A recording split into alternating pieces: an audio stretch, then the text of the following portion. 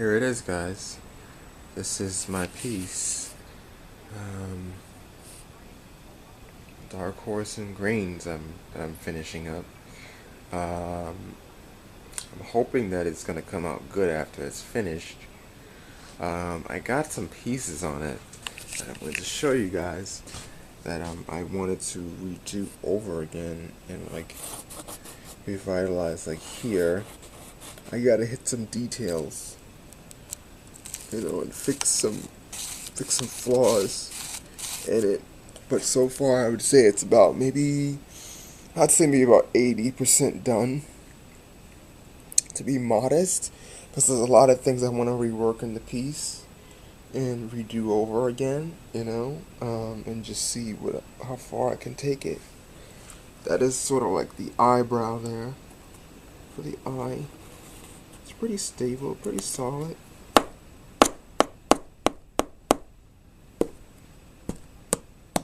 It's got on there with Gorilla Glue. And I used this little eyebrow piece to like line it up just slightly. I gotta fix a few things and it's a little flawed. But other than that, the piece is coming out very, very well. I got some inner workings in here I gotta fix and go over with paint by lifting this little piece up here, which I have not solidified yet. And I'm gonna solidify this thing with some actual sealant, some spray sealant, so that way if someone or nature tries to like wet the piece, it won't like sog up and then everything will just fall off. I don't want that, so I'm gonna start doing that, and from now on with all my pieces I'm gonna spray them with like a sealant on all of them. So that way, when they're finished, you can literally see them fall in line here. Now, the main idea of this particular piece here, which I have to go over again a few more times, is basically like I was trying to wipe it down a little bit earlier, and the horse is like dashing. And he's supposed to be being sucked into like the moon here. That was the original theme of my idea that I thought of. It sort of worked the way I wanted it to, but it's a little robotic. I think I'm gonna do a second one to this piece here. That's a little bit more emotional. You'll be able to see the horse's emotion. It looks very serious. Even though it's made of cardboard, has a very serious expression on his face. I wanted to have like a little look of fear in its face, I guess, in its expression. This one's a little bit more playful, but when I do like a series 2, which I intend to do, hopefully it doesn't take me almost a year to finish it, but this is what I got here so far. I'm going to take some more of this yellow here and just go in. This is completely dry. This is all impressionist here, baby. It's really nice and smooth. Like, you can just feel the paint. Just love it.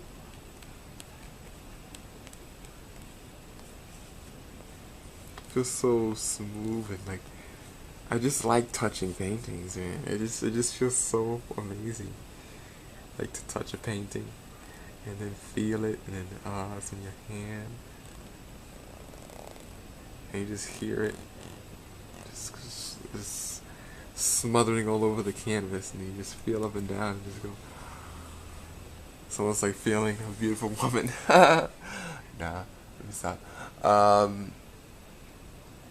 Yeah, this is the piece here. I'm gonna rework this here. I got some like steel wool inside there. It's like a bit of a substitution. I haven't really decided yet if I'm gonna add that into the piece or take it out. I got a little Gorilla Glue going here, as you can see.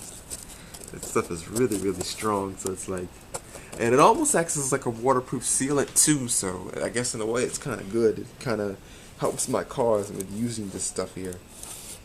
I could technically just take and just smother the whole thing in Gorilla Glue, and then it'll make a self-sealant, but it's easier to just spray it on versus like taking it off and then trying it again. Some parts there I have to like redo. Just take my time, like one piece at a time, and then paint, paint, paint. I just like doing more detailed work because I feel like it is very, very interesting. Yeah, the smell of oil paint is kind of making me nauseous a little bit. So forgive me. This is a lot of oil paint here. Oh, okay. And I have to hit some parts down here. Now, this part here, I haven't really painted this piece yet the way I wanted to, because I'm gonna make these parts more box-like, and this is gonna be more triangular once I'm done with it. I have a piece over here that I'm forming for it. Just to show you guys an example here.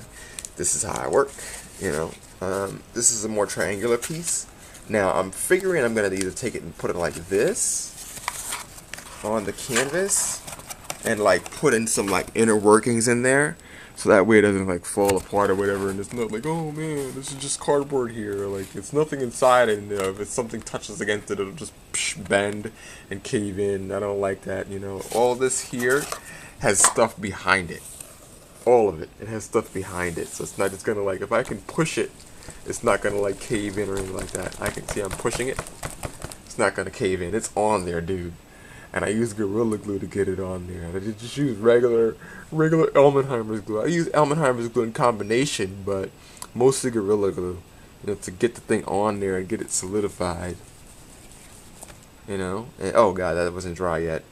God, I touched it. I'm still working on it. It doesn't really matter to me, but yeah. I'm going to finish this painting, and this painting is so far is coming out very, very well.